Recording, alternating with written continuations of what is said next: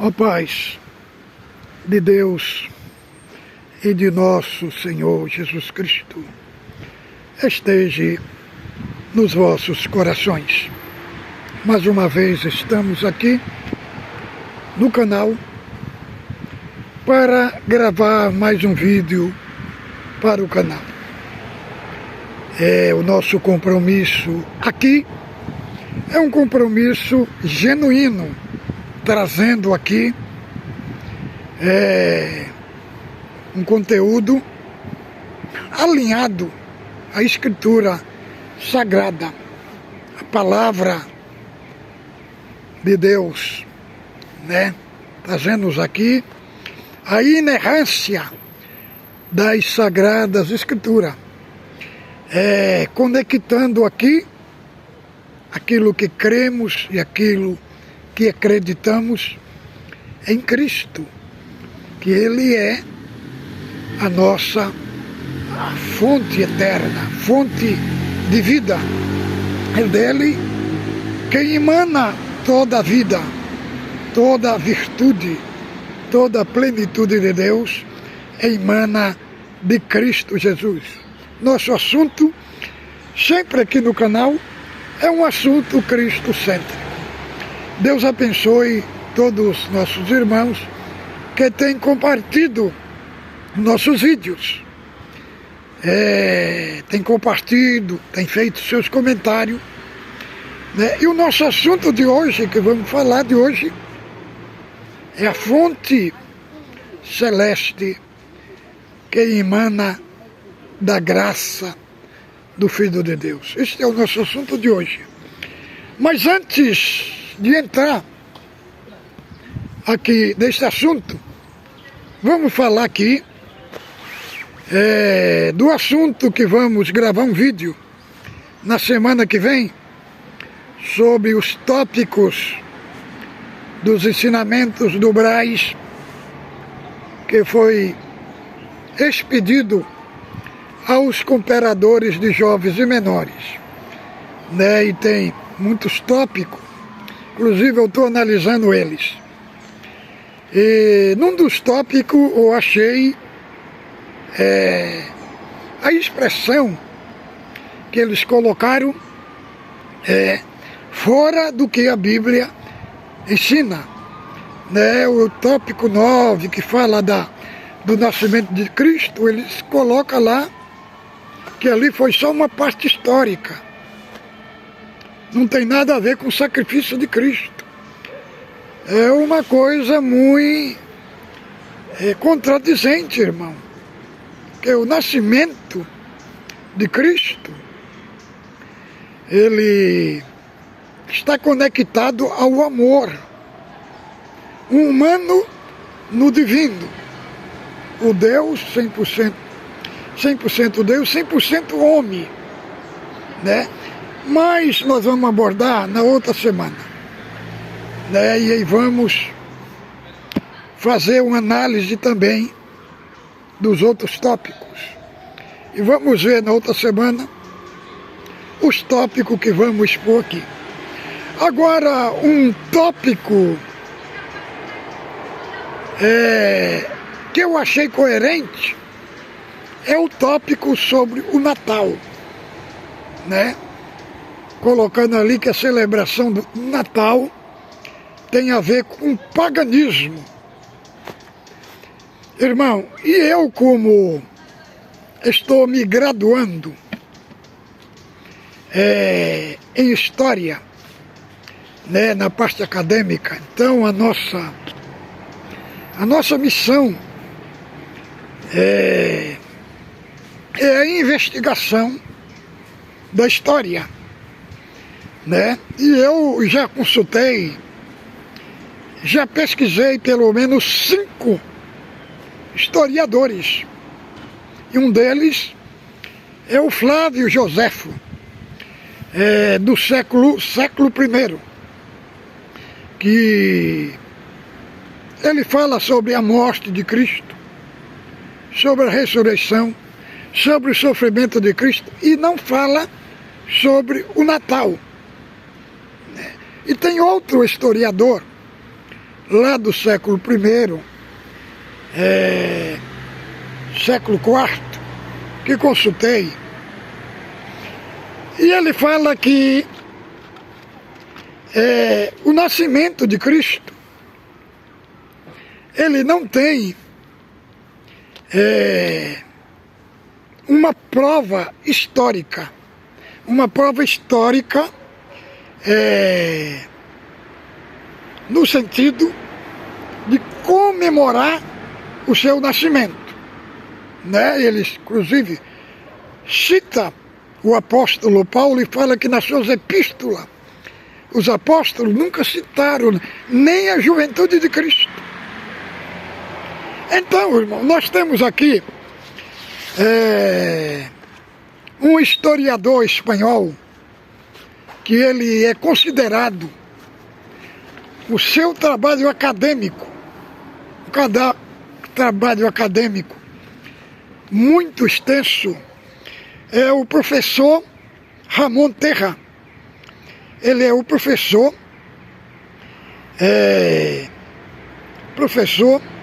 da Universidade de Cantábria, Espanha.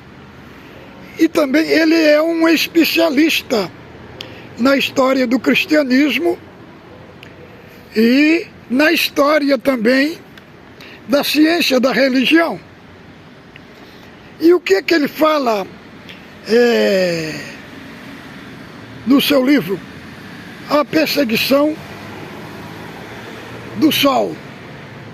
Então, ele fala que Constantino, no século 306, 337, ele cunhou o culto pagão com cristão.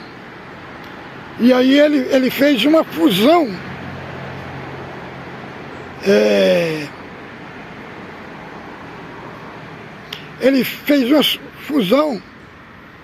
do culto do Sol invicto com o culto cristão.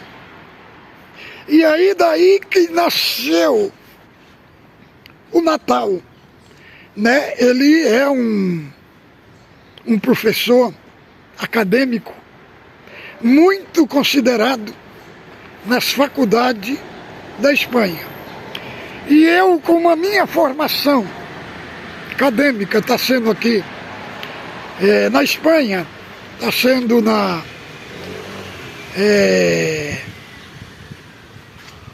bacharel em História. Então a nossa função do historiador, irmão, é uma função de pesquisar as fontes primárias. O historiador, ele não tem uma fotografia do passado, da história. Ele apenas tem os pedaços da história. E dentro dos pedaços da história é que ele faz o seu análise historiográfico da história. E é isso que nós fazemos na faculdade e todo historiador faz. Apenas são um mosaico que eles constroem da história. Né? São os pedaços, ele junta os pedaços da história e forma um mosaico. E é isso que nós fazemos dentro da academia, irmão. Mas na outra semana nós vamos trazer também dados, pesquisa de autoriadores sérios, mostrando que o Natal, irmão, ele nasceu no paganismo. E não tem nenhuma referência bíblica, nem de Cristo e nem dos apóstolos, que manda nós comemorarmos o Natal. Para comemorarmos, celebrar Cristo, irmão, nós temos que celebrar a vida inteira. Não precisamos de um dia específico. Temos que celebrar a vida inteira. Mas isso vai ficar para a semana que vem. O nosso assunto de hoje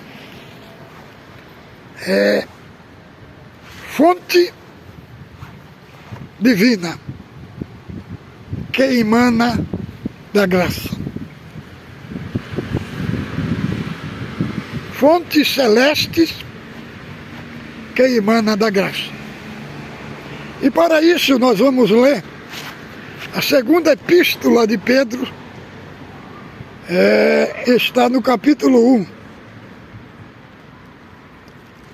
E aí nós vamos ver o assunto magnífico, uma riqueza imensurável, grandiosa, que o apóstolo Pedro ele traz para nós aqui,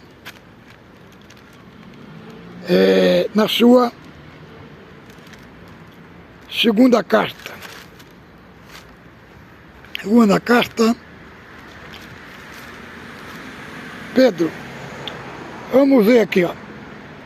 Simão Pedro, servo e apóstolo de Jesus Cristo, aos que conosco obtiveram fé igualmente preciosa pela justiça do nosso Deus e Salvador Jesus Cristo. Graça e paz vos seja multiplicada no pleno conhecimento de nosso Senhor Jesus Cristo, visto como, pelo seu divino poder,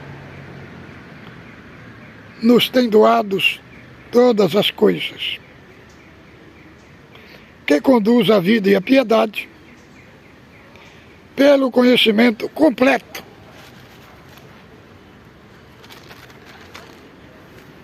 daquele que nos chamou por sua glória e virtude, pelas quais nos tem doadas as suas preciosas e muito grandes promessas, para que por ela vos torneis coparticipantes da natureza divina, livrando-nos da corrupção das paixões que há no mundo. Por isso mesmo, vos reunindo toda a vossa diligência, toda a vossa fé e virtude, com a virtude, conhecimento, e com conhecimento, domínio próprio, com domínio próprio, perseverança, com a perseverança, piedade, com a piedade, a fraternidade, com a fraternidade, porque essas coisas existindo em vós aumentando, fazendo com que não sejais inativo, nem frutuoso, no pleno conhecimento de nosso Senhor Jesus Cristo.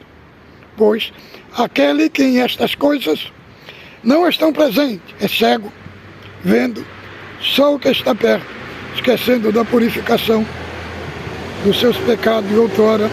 Por isso, irmão, procurai com zelo cada vez confirmar vossa vocação e eleição, porquanto, fazendo isso, não tropeçarás em tempo algum. Pois desta maneira é que vos será amplamente suprida a entrada no reino eterno de nosso Salvador Jesus Cristo. Então, irmão, aqui é a segunda carta do apóstolo Pedro. Aqui, na primeira carta, ele vai falar da Galácia, né? Nós sabemos que existia duas Galácias, a Galácia do Norte e a Galácia do Sul.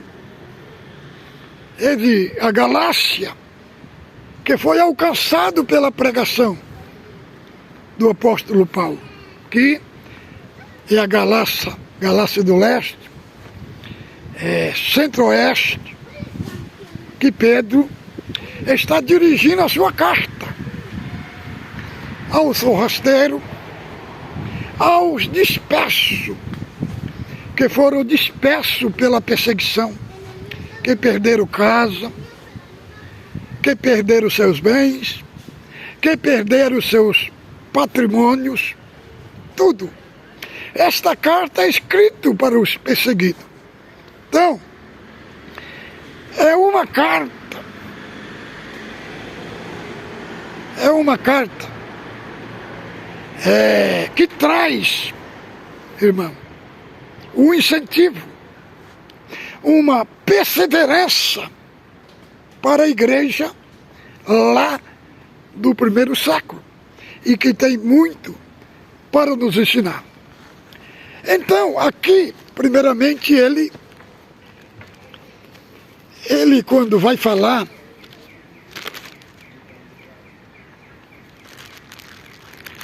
aqui deste assunto magnífico, primeiro, ele coloca o nome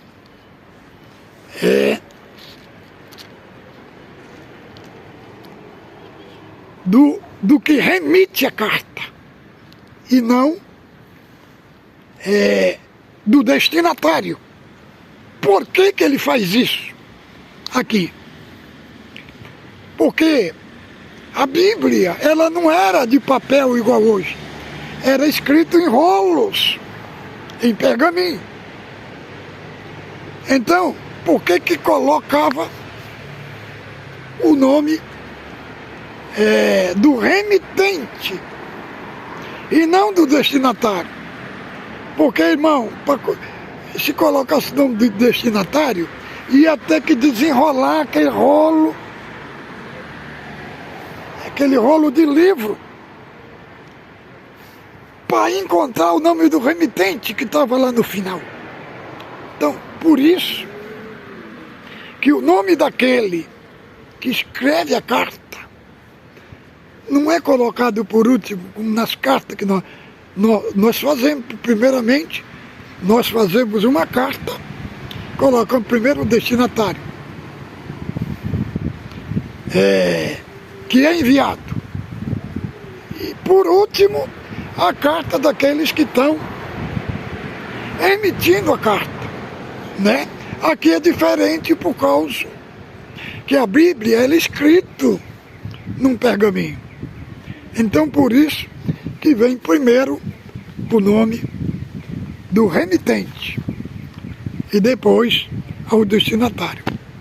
Aqui Pedro está escrevendo para os perseguidos que estavam em Bitínia, em Capadócia, em toda aquela região, os perseguidos. A carta é escrita para eles. Então, primeiro ponto é o remitente. Segundo ponto é que ele se identifica primeiro como servo. Como servo, né?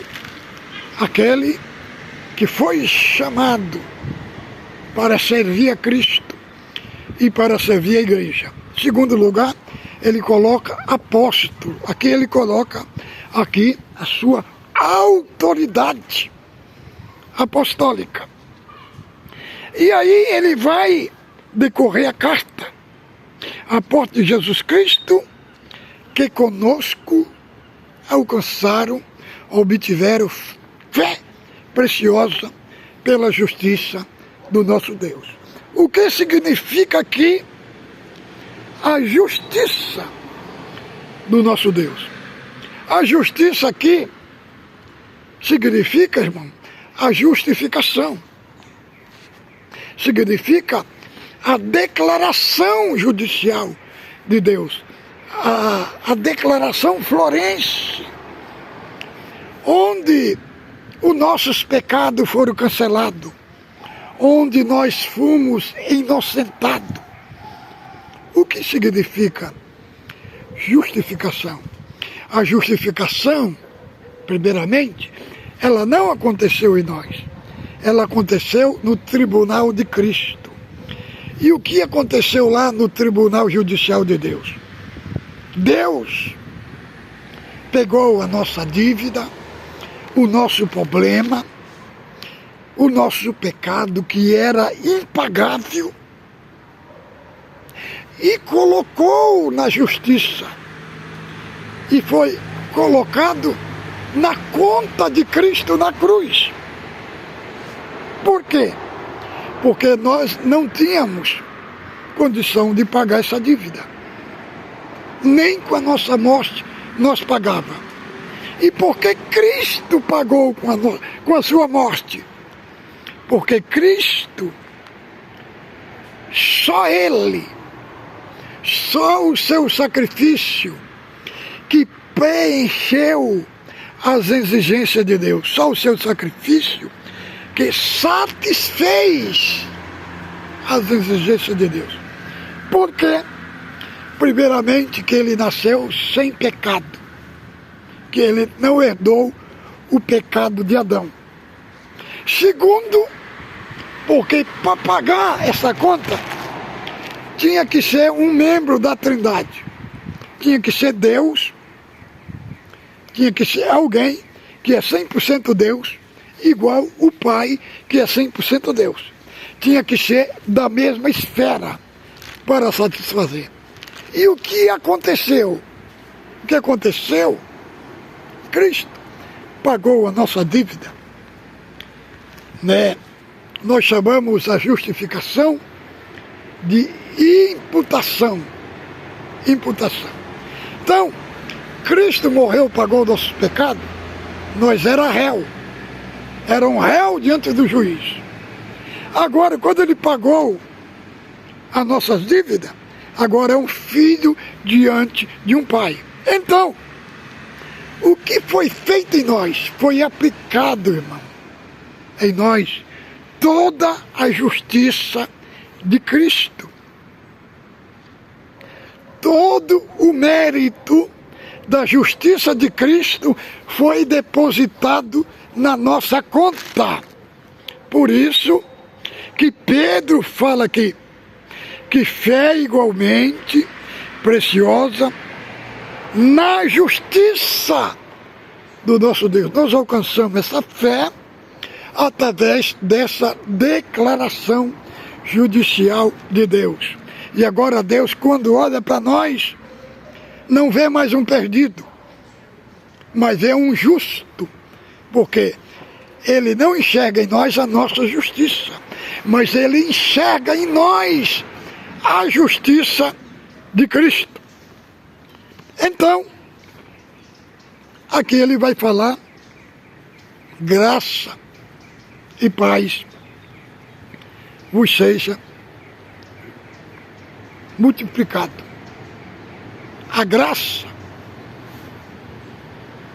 irmão, a graça é a causa, a paz é a consequência. A graça é a salvação. A paz é a evidência da nossa salvação. Aí vai, graça e paz vos seja multiplicado pelo conhecimento de nosso Senhor Jesus Cristo. Aí ele vai mostrar aqui para nós o poder dessa graça. Qual é o poder? Qual é o propósito desta graça em nós? Aí ele vai falar, visto como pelo seu divino poder nos têm sido doadas todas estas coisas que nos conduz ao propósito que é a vida e a piedade. Então, irmão, ele mostra aqui que esse poder aqui,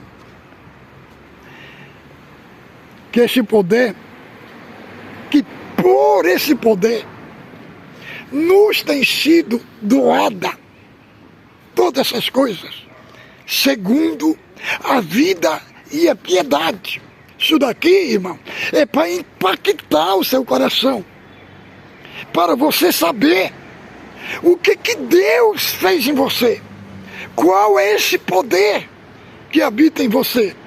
Não é um poder pequeno, é um poder grandioso, é um poder que manifesta aqui toda a grandiosidade celeste que é manifestada na vida dos salvos, daqueles que crê.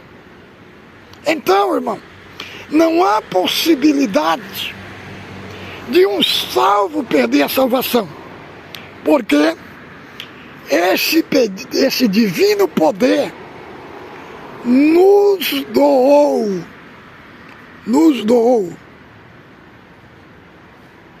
todas as coisas que nos conduzem a um propósito específico, a vida e a piedade.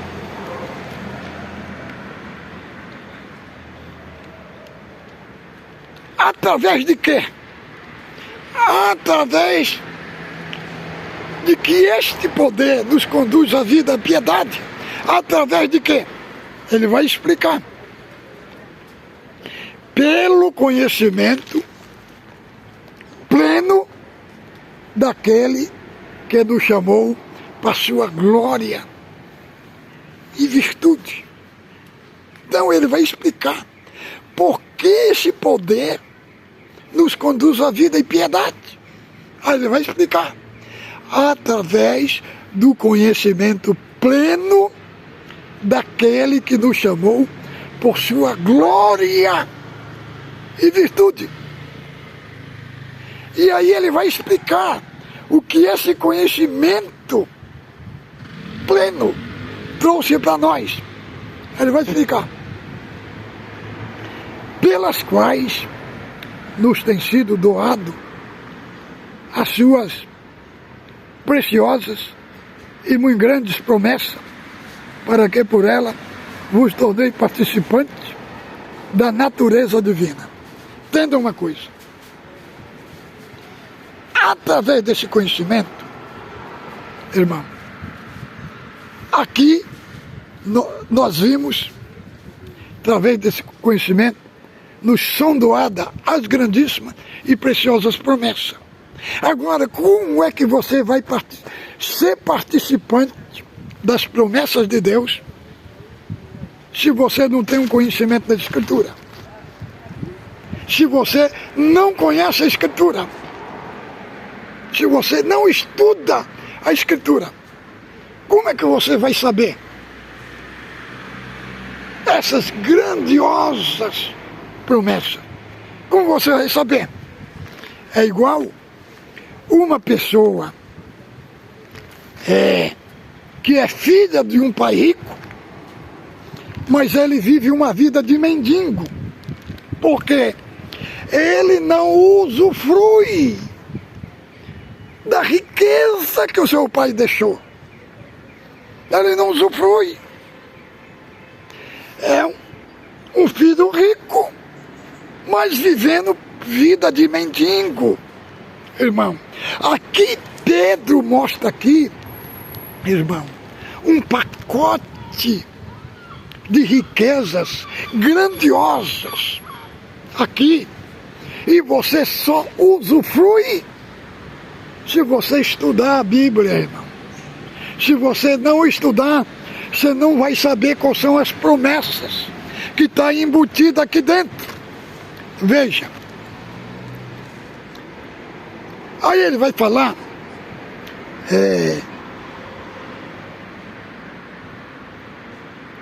e para que por ela seja participante da natureza divina.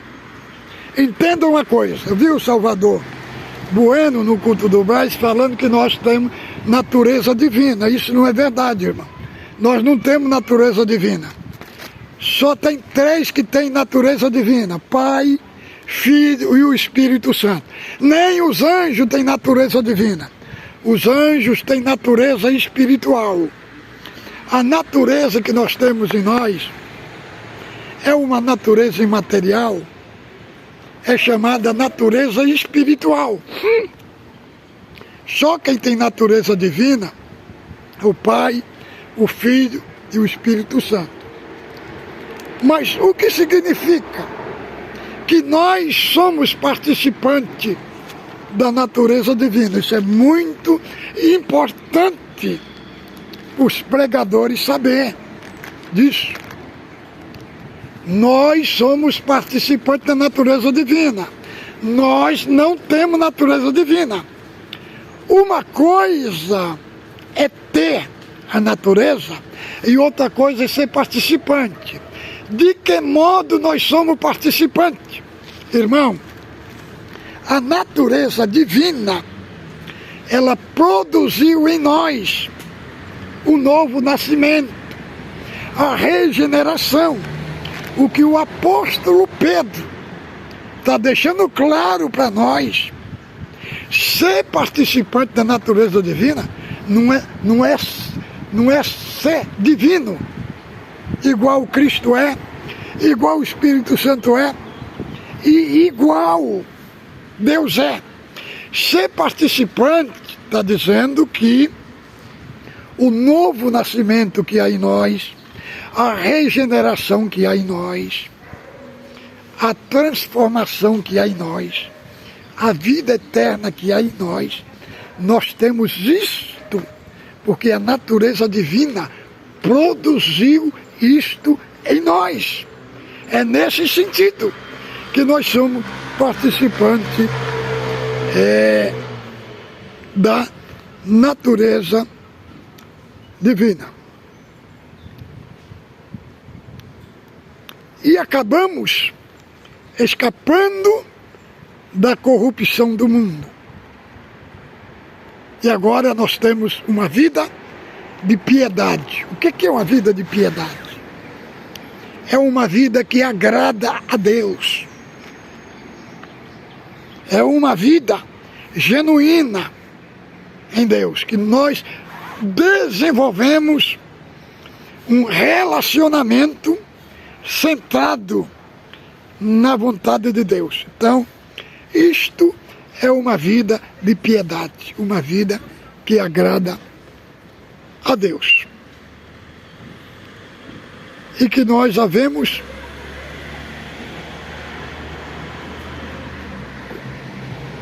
através da vida de piedade, havemos escapado da corrupção do mundo. O que é que o apóstolo Pedro quer dizer aqui?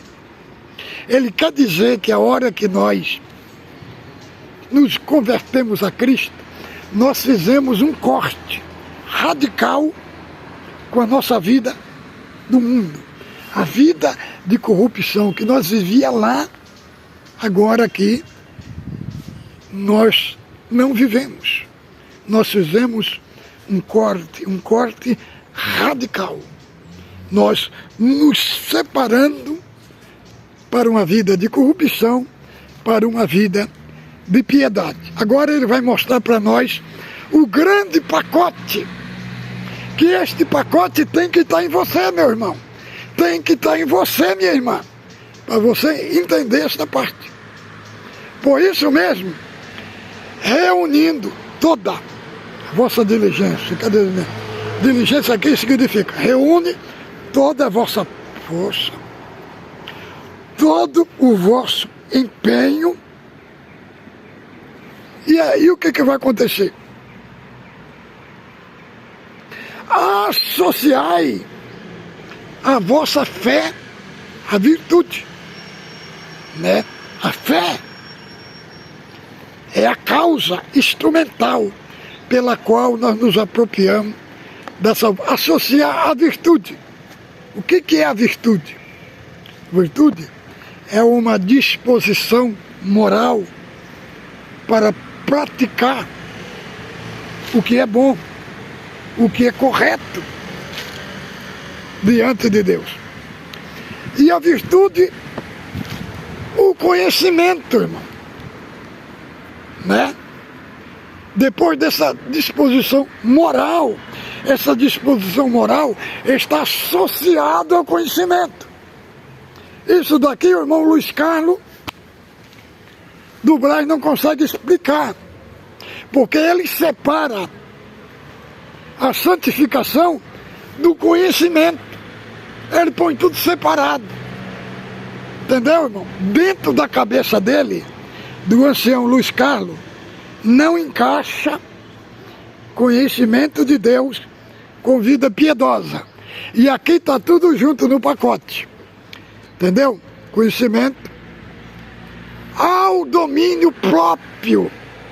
Entendeu? O domínio próprio, da onde ele nasce?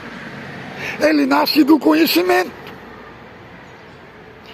Do conhecimento que nasce o domínio próprio, que é uma pessoa equilibrado, irmão, equilibrado, que vem a guerra, vem a luta, vem os ataques, mas ele não perde o equilíbrio. Tem muitos que falam que são crentes, foram convertidos, né? Mas é um pavio cheio de pólvora. Toda faísca que pega ali, ele incendeia. Ele desequilibra, joga tudo que está no seu coração para fora. Quando chega em casa, por qualquer coisa, maltrata a esposa, maltrata o filho. Então, não tem isso daqui. Não tem o equilíbrio. Não tem o domínio próprio. E o domínio próprio nasce do conhecimento, irmão. E só aquele que é equilibrado, que tem o domínio próprio, é que do domínio próprio nasce a perseverança. Perseverança é um conceito de firmeza na fé. Firmeza. Levanta a luta que levanta, levanta a guerra que levanta, mas ele está ali. Ele é firme. Ele tem uma firmeza constante. Não é uma firmeza temporal. Que hoje está firme e depois está igual uma folha no vento. Vai para um lado, vai para o outro, vai não. Mas a perseverança nasce do domínio próprio. Então é isso. E você não tem o domínio próprio. Seu nervo está na flor da pele. Qualquer coisa você se irrita. Qualquer coisa. Você tem um comportamento indelicado. Revisa. Faz uma revisação na sua fé. Porque a perseverança, ela nasce de um coração que tem um domínio próprio. Entendeu? Então Deus está trazendo aqui para nós essa exposição, para mostrar para nós desfrutar desse pacote, irmão. Esse pacote. E aí, irmão, perseverança, e da perseverança é que vai nascer a piedade. A piedade, ela está relacionada naquilo que agrada a Deus. Piedade significa reverência, significa respeito, significa você não romper os limites do seu próximo. Não romper os limites do seu próximo. Entendeu? Ter um respeito pelo seu próximo. Respeitar ele. Ser reverente. Ter piedade para com ele. Ter uma piedade em Deus. Respeitar a Deus. Ser uma pessoa reverente diante de Deus. E essa piedade, ela tem que transpirar dentro de nós para com o nosso próximo. Temos que ser reverente, respeitoso um para com os outros. E aí, irmão, depois vem a fraternidade. A expressão fraternidade aqui é uma expressão tirada de irmão de sangue, né? Aquela expressão é íntima, expressão é um sentindo a dor do outro. Se o seu irmão está necessitando de alguma ajuda, você vai lá ajudar ele, pôr o ombro, ajudar ele no seu sofrimento, na sua guerra, na sua luta, entendeu? Aí você está mostrando, expressando, transpirando dentro de você a fraternidade. E o último aqui é o amor, né? O amor é o vínculo, querendo dizer, é igual a minha roupa aqui, ó. Essa roupa aqui tem uma costura. Essa costura, ela ligou esta manga, essa outra costura ligou a outra, e a outra costura aqui fez aqui essa capa. E aqui também tem uma costura do capu. Então, isso daqui é um vínculo. Para quê? Todo esse vínculo formou toda essa roupa. Então, irmão, todo esse conteúdo aqui, que está dentro do pacote, ele forma o amor. Está tudo junto. Então, aí ele vai falar, porque estas coisas existindo em vós, aumentando, faz com que não sejais inativo, nem infrutuoso no conhecimento de Cristo Jesus. Então, se esse pacote está em você, você não vai ser infrutuoso, você vai frutificar, você não vai ser inativo.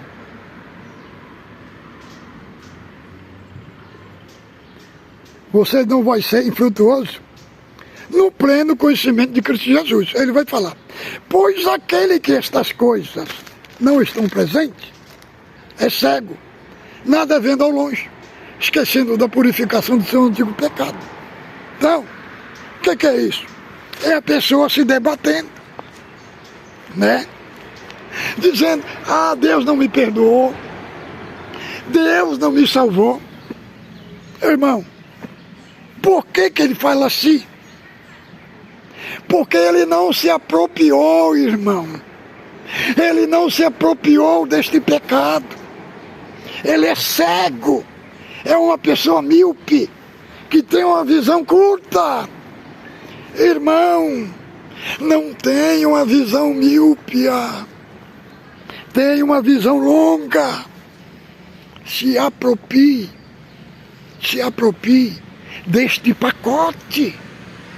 Porque se você apropriar deste pacote, você não vai ser inativo, nem frutuoso, mas você vai ter dentro de você o fruto dessa obra, essa obra redentora.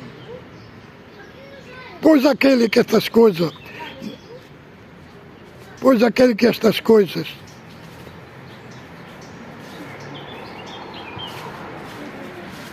vendo o sol que está perto, esquecido.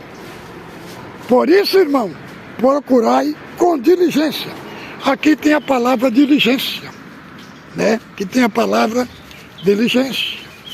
Quer dizer, colocando aqui com todo o vosso esforço, o vosso empenho, fazei firme a vossa vocação.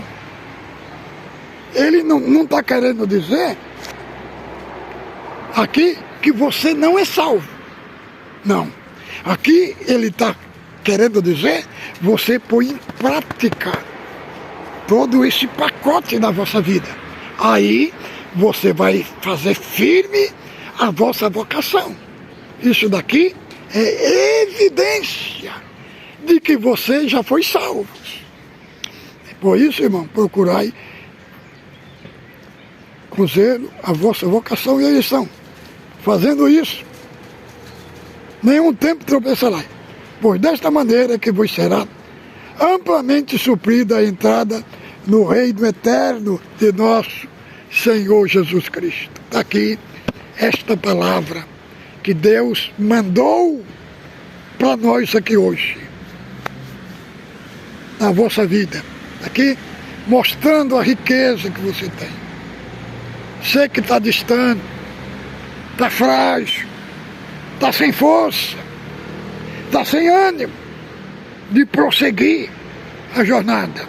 Saiba de uma coisa, este pacote é acessível a você. Ele está diante de você.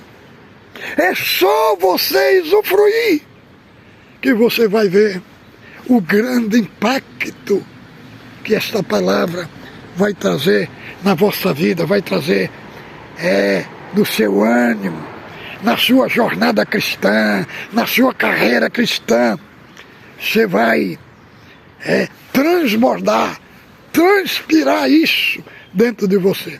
Fique com Deus, ósculo santo no vosso coração.